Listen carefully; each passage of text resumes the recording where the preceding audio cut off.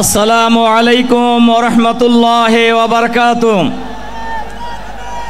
বাংলাদেশ জামাত ইসলামীর উদ্যোগে 7 দফা দাবি আদায়ের লক্ষ্যে আয়োজিত আজকের এই বিশাল জনসমুদ্রের মাননীয় সভাপতি বাংলাদেশ জামাত ইসলামীর সংগ্রামী আমিরে জামাত, জনতার নেতা, সংগ্রামী জননেতা জনাব ডাক্তার শফিকুর রহমান, জাতীয় নেতৃবৃন্দ, ওলামায়ে কেরাম, সাংবাদিক বন্ধুগণ, সংগ্রামী দেশবাসী ভাই এবং বন্ধুগণ, আপনারা ইতিমধ্যেই শুনেছেন এই ফ্যাসিবাদী হাসিনা সরকার দেশে একের পর এক গণহত্যা পরিচালনা করেছে। তারা গণহত্যা পরিচালনা করেছে 2006 সালের 28 অক্টোবর পল্টনে গণহত্যা চালিয়েছে। তারা গণহত্যা চালিয়েছে পিলখানার সদর দপ্তরে দেশপ্রেমিক সেনা কর্মকর্তাদেরকে হত্যা করার মধ্য দিয়ে তারা গণহত্যা চালিয়েছে।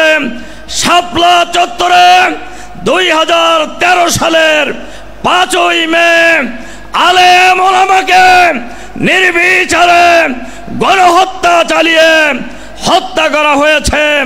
তারা হত্যা করেছে জামাত ইসলামীর আমির শহীদ আমিরে জামাত মাওলানা মতিউর রহমান নিজামী সহ জুডিশিয়াল গণহত্যার মধ্য দিয়ে জামাত নিশ্চিহ্ন করার জন্য তারা আমাদের নেতৃবৃন্দকে হত্যা করেছে।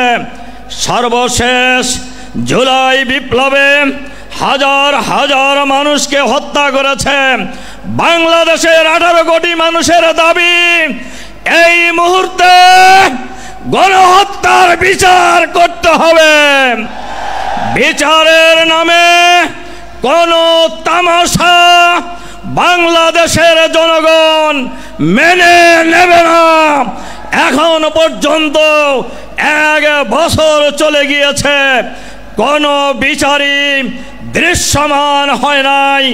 নির্বাচনের পূর্বেই বিচার কার্য শেষ করতে হবে। শুধু গুটি কয়েক লোকের বিচার করলেই হবে না। সরকারের ভিতরে বাইরে যত ফ্যাসিবাদের দোসর গণহত্যার সাথে জড়িত তাদেরকেও গ্রেপ্তার করে বিচারের আওতায় আনতে হবে। আমরা বাংলাদেশে ফ্যাসিবাদের কোনো লম্ব জম্ব আর এক মুহূর্ত দেখতে চাই না।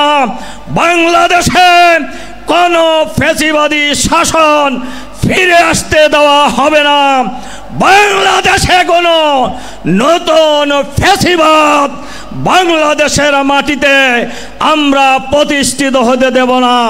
আপনারা কি এই স্লোগানের ভিত্তিতে ঐক্যবদ্ধ আছেন? আমরা বাংলাদেশে কোনো ফ্যাসিবাদ প্রতিষ্ঠিত হতে দেব না। আল্লাহ হাফেজ। বাংলাদেশ জিন্দাবাদ।